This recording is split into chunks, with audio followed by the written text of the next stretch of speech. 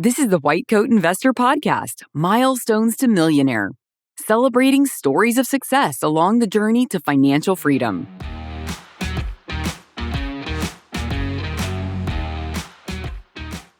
This is Milestones to Millionaire Podcast number 232. Medical student graduates from med school debt-free with limited parental help. This podcast is sponsored by Bob Baiani at Protuity. He's an independent provider of disability insurance planning solutions to the medical community in every state and a longtime White Coat Investor sponsor. He specializes in working with residents and fellows early in their careers to set up sound financial and insurance strategies. If you need to review your disability insurance coverage or to get this critical insurance in place, contact Bob at whitecoatinvestor.com/protuity today by emailing info@protuity.com or by calling 973-771-9100. All right. Welcome back to the podcast. This is the Milestones to Millionaire podcast. We try to celebrate your accomplishments, congratulate you, and use them to inspire others to do what you have accomplished. You can apply to come on the podcast at whitecoatinvestor.com/milestones.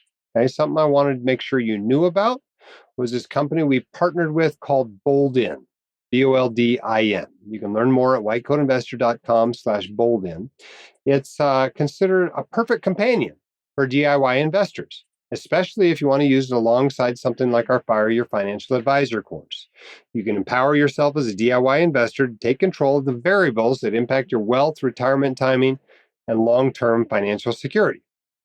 Okay, for example, some of the features they have on there, it's a calculator that you can use to run the numbers for your retirement. But they've got custom withdrawal orders, right? So you can define the sequence in which accounts are tapped for retirement income and enable some more effective tax strategies and personalized planning. They've recently redesigned their overview page, so it's an improved layout, gives you a better insight to key numbers and highlighting your next steps and helping you understand the impact of decisions on your projected net worth. It's got some enhanced Roth conversion modeling. It's got some better rate customization, so some flexible options for setting rates for inflation, appreciation, returns. It's also got a new enhancement called the Summary of Changes tool that allows you to identify the variables in an alternate scenario. If you want to run the numbers with a different assumption, you can now do that more easily than you used to be able to. There's also some long-term care assumptions that have been updated in it as well. So lots of cool updates to Boldin. You can learn more about it at whitecoatinvestor.com/Boldin. Like any software, it often has, free versions and a cheaper version, a premium version with more features. So I don't know which one's going to be right for you, but start low and add on features as you need to. It's not particularly expensive. You can check it out, whitecoatinvestor.com/Boldin. All right, stick around after this interview. We got a great interview with a med student, actually. Stick around afterward. We're going to talk about what I call the Pennies problem with the Backdoor Roth IRA. Maybe it ought to be called the dollars problem now, but when I first started talking about it, it was a pennies problem. But it's a common problem you guys are having out there. So let's talk a little bit about it and what you can do to take care of it and to avoid it. Our guest today on the Milestones podcast is Sophia. Welcome to the podcast and congratulations to you on your recent milestone. Thank you. Okay, tell us where you're at in your career and what you are accomplishing now. Yeah, so I am starting my 4th year of medical school, and I am accomplishing the goal of becoming debt-free throughout medical school and having enough, saved to basically make it through without debt. Okay, pretty cool. So you are going to graduate from medical school debt-free. Yes. Now, when I look at the statistics, about 1 out of 4 medical students does this. But the vast majority of those got a whole bunch of money from their family to pay for medical school. It doesn't sound like that's the case for you. So I did get some money. I was bringing it down the other day, and I want to be completely upfront. Obviously, they definitely helped me. They gave me about $36K over the course of 4 years. It was primarily in the first year. They helped me pay for tuition and a little bit of living expenses. My funds were tied up in a high yield savings account. So Yeah, they still did help me, but the rest Okay, so I you did got a myself. little bit of family help, but Yeah, obviously 36,000 compared to the cost of medical school is not that big of a chunk. right. Tell us the other methods you use to pay for medical school. Yeah, so I guess it started during my gap year. During my gap year, I worked full time and then I had a second job. So I was working, I was working a lot, like, 60, 70, 80 hours a week. And then, so I You saved a figure you might as bunch. well try it out if you have to do it during residency, right? Right. I was like, oh, this is not so bad. But after you get to the third month of that, you're like, okay, I'm tired. And I was from home for some of it. So it was a lot easier to balance. Residency is going to be a lot harder. Okay. But yeah, so I did So you that. I had some saved up. jobs during your gap year. You saved up a little bit of money. How much money did you save up, you think, before you started med school? So I came into school with about 80K.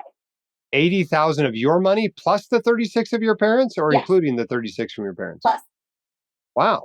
You Yeah. saved up $80,000 in a year. No. So I think I came into college with about like 20K. Okay. And so I've been working since I was 12.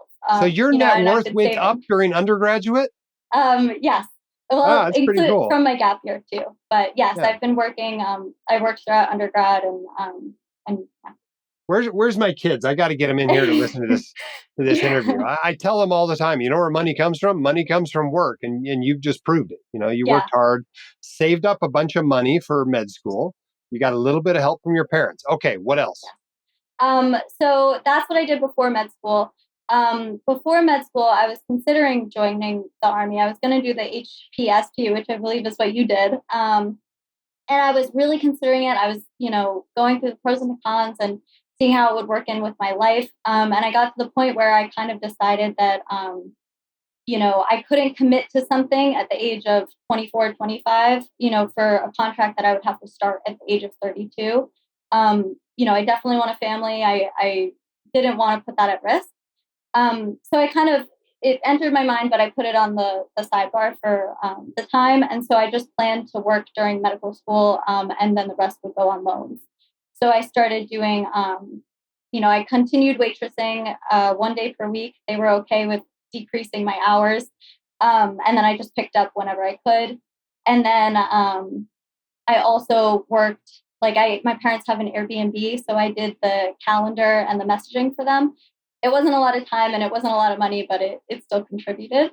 And then I started doing work study at the library too. So the first 2 years I had those three. Okay, and then what happened after that? So then I was hanging out with a friend and he was telling me, I knew he was in the Army and he was telling me about it, and he's in the National Guard, and he was saying how, basically all of the fears that I had and all of the qualms that I had weren't an issue for him. So his contract begins as soon as he signs. He drills every month. And I said, that was fine. I'm already working. I can work 2 days per month. That would be fine. And the contract begins right away. So you have the option to re-sign if you want at the end of, 6 years and then 2 years in the IRR. But you don't have to. And so I kind of liked that flexibility where I can see, reevaluate when the time comes. So I said, great. And I applied, and I've been in for about 2 years now. Okay, so you're doing the Guard. And what are the benefits the Guard pays for your medical school? Yes. So in New Jersey, which is where I am, and if you are in a public institution, they will waive your tuition 100%, which Okay, I so no believe is tuition. Your tuition's yeah. gone. What's the tuition of your medical school? What does it cost? So it's about like 25K per semester, maybe a little Okay. bit less. So maybe like 43 per year. Okay. And so, yeah, I paid for my first year in cash. And then after that, they've been waiving the rest. Okay. And what about, do they give you a stipend, or do they pay for your books or your supplies or equipment or anything like that? No. So that's the magic. I mean, you can, sign on to more years and get a monthly stipend. But again, I kind of decided that I prefer the flexibility of deciding, how long I want to be in and reevaluating as I go. And so I didn't accept that. And I've just been working in addition to doing the military. They do pay for the drilling. So you make like $400 a month. A month. per weekend. Okay, so you're getting paid a little bit of money when you go work, essentially, Yeah. and you don't have to pay tuition. And what's your commitment to them? Yeah. So it's 6 years of drilling. So every month, Saturday, Sunday, you show up. You're there for 10, 12 hours. They really try to squeeze the time out of you. But it's been great. We see soldiers.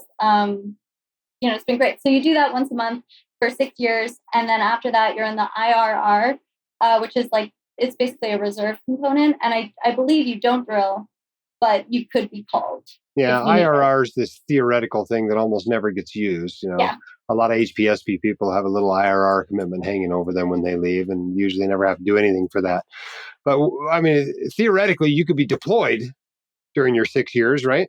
So in theory, but you're protected during medical school and residency. So my 6 years will Which is all the time you're going to be in. Yes, unless, again, I want to continue. And Right. Then, yes, most likely I'll be deployed as soon as I'm attending. Okay. Do they have any influence whatsoever on your specialty choice? No. So you do your own residency program. So that was another issue that I had with the HPSP was I didn't know what I wanted to do. So I just, I felt uncomfortable with the risk. And so you just go to a normal residency. You can do military if you want. Okay. Do you expect this to cause any problems with your residency, that they're going to expect you to still drill while you're a resident? I think that my unit has been great throughout school. Their goal is to have you become a doctor. I think that some people, even though your commitment's up by the time you become a real doctor, right? Yeah. So just during residency, I would, my days off, obviously you don't have a lot of days off as a resident. So my days off will be drilling. Yeah. It's a bit of a gamble for the Guard. They don't know if you're going to sign up for more time, do they? No, it's kind of a loophole.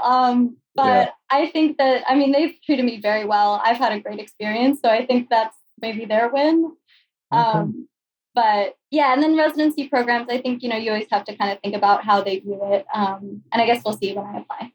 Okay. So what do you think your net worth is going to be when you walk out of school? Are you going to be flat broke, or where are you going to be at? No. So right now I'm at 40K. Okay. And I'm not going to slow down on the working. All of a sudden I have more time. Well, you'll have more time as an MS4 than you had as an MS3 for sure. Right. So I don't really foresee that going down, but it's enough to get me through the rest of school and beyond, if that's what I want. How is working, including drill time, how has that affected your ability to study and get good grades in med school? Yeah. So there's definitely been mistakes, where you took on too much and then you have to dial it back. But it's been okay. School is tough. I kind of argued that, when I was working as a waitress, I'm not going to study at 5:00 on a Friday, so I kind of counted that as free time. And then working at the library, I can study while I'm working, technically. So, that was an easy decision. And then with the military, you can study in between patients a little bit. But I think it's okay. I think I'm okay with giving up 2 days per month, not doing as much studying. Now, what are you doing now when you drill as a medical student? What are you doing for patient care? Yeah, so it's a little bit tough. For my first, basically 2 years, even still, I do all the pregnancy tests. So we work at Medical Command. We see all the soldiers in the New Jersey Guard for their annual exam and then for if they're going to deploy. And so, I do all the females pregnancy tests. I sit in a hallway by myself. It's okay. I love talking to the soldiers, but, kind of a tech position. You're a tech. Yeah, it's kind of mundane. I input records. I think the residents are doing vitals, so they're not doing too much. So I'm sure they're a little bit bored, but, we have good coworkers, we have a good unit. So it's fun. Any threats to any of that with all these changes in Washington, Doge and all that? Any worries that, this loophole, for lack of a better word, is going to be closed? I don't know. I have no idea. I'm very not well versed in the military as it is. I'm the first person in my family, so I'm not sure. But it's been around for a while, I think. Very cool. Very cool. All right. Why was it important to you to graduate debt free? You're fairly financially literate. You're certainly willing to work hard. you probably knew that you could, live like a resident for a few years and pay off all your student loans. Why did you go this route instead? Yeah. I definitely think I could have toned it back. I definitely think that maybe I'm a little bit more like sensitive to the financial burden of loans and things like that. My growing up, my dad lost his job when I was in middle school, and I think ever since then I just kind of saw the stress of finances, and I don't know, and I like working, so it's kind of like it's if you just keep working and doing what you like, then it kind of worked out. Um, so I don't know, but I think I definitely I don't think everybody has to come out debt free. I think it's absolutely overkill. I just, it worked out. It was right for you. Yeah. Okay. Now, a big worry when you work a lot is getting burned out, right? As I often tell undergraduates, you can do 2 or 3 things during school. You can work, you can play, and you can study, but you can only do 2 of the 3, not all 3. Yeah. And so presumably you've lost some opportunities to play. Yeah. Is it worth it? Yes, I think my secret and what I would recommend to everybody is that my jobs, for the most part, are dual whatever result. So, at the library, I have the community and I can study and I'm working. So I'm basically, tackling a couple of things. At the bar, it was super fun. And so, it was a break from the studying and a little bit like diversity added. And then same thing at drill, I have good friends. So, having the right work environment and maybe the right type of job is probably the most important for achieving that balance. What specialty do you anticipate going into, and do you think you'll have any trouble at all matching? Yeah, so I'm applying into psychiatry. I don't think, obviously psychiatry is getting a lot more competitive and applying in general is really tough. But I think I have a good application. I've been writing my first little statement, and I just got my step 2 score like a week ago. So I'm sure there's a program out there for me. And it's fine. You didn't get some terrible step 2 score. No, I was shocked. Oh my gosh, I was very proud. And I do think like you said, kind of that I'm working a lot, and so it does take a toll on my academics, and it can. So I was very proud that I was able to, in my book, do well, and still handle all this extra stuff. Very cool. Well, congratulations to you. You have been very financially successful for a medical student, maybe one of the most financially successful medical students I've ever talked to. Oh, wow. And you should be very proud of what you have accomplished and are accomplishing. Thank you for your service. I don't know what that's going to look like going forward, but we appreciate people being willing to serve, whether it's Guard or Reserve or active duty. And thanks for being willing to come on the podcast and share your story with others to inspire them to do the same. Yeah, thank you. Thank you for having me. All right. I hope you enjoyed that interview. It's fun to talk to a medical student. And this one's going to be very successful financially. I mean, tons of hard work, tons of financial literacy there. It's pretty awesome to come out of medical school debt-free. But let's be honest, most of the time, why do people come out debt-free? Because their parents gave them $300,000, right? And don't get me wrong, it's wonderful if your parents do that. Congratulate your parents on that. When white coat investors save up those sorts of 529s, I definitely congratulate them. But it's not nearly as hard as what our guest has been doing, right? Made some commitment to her country, did a lot of hard work, both before school and during school, found a way to balance that with the rest of life. It's pretty impressive. And it demonstrates just what can be done, right? To get out of school debt-free or with very limited debt. Right? Obviously, if you're willing to live like a resident after residency, you can pay off substantial student loans in 1, 2, 3 years afterward, right? You don't have to graduate debt-free to be financially savvy, be financially successful. But I also don't want you to have student loans at mid-career, right? These things live in your basement, never go away the whole time you're in your career. There's no reason you should be in your 50s still with medical school student loans. If that's the case, it probably reflects maybe some decisions you haven't made that were optimal. It's still time to clean it up. Don't get me wrong. Don't hang up the podcast, turn off the podcast and quit listening. There is still lots and lots of hope for you, but I hope most white coat investors don't end up in that situation. Okay, I promised you at the top of the hour, we were going to talk about the pennies issue. And that's what I called it when I first wrote about this. in 2017, I think. I wrote a blog post called Pennies and the Backdoor Roth IRA. And here was the issue. The issue is people were putting, remember the Backdoor Roth IRA is a two-step process, right? You put the money into the traditional IRA, and then you do a Roth conversion on that money in the traditional IRA into the Roth IRA, two-step process, right? And what would happen is while that money sat in the traditional IRA for a day or a week or whatever, it made money. Okay. Hopefully you weren't dumb enough to invest it into stocks and mutual funds and that sort of thing. Hopefully it just sat there in cash. That causes more problems when you put it into stocks. But it'd make a little bit of money. And back in 2017, interest rates were super low, so it didn't make very much money. It was literally pennies. People would be like, I got 42 cents in my traditional IRA. Am I going to get prorated? What's going to happen? I'd get these frantic emails, right?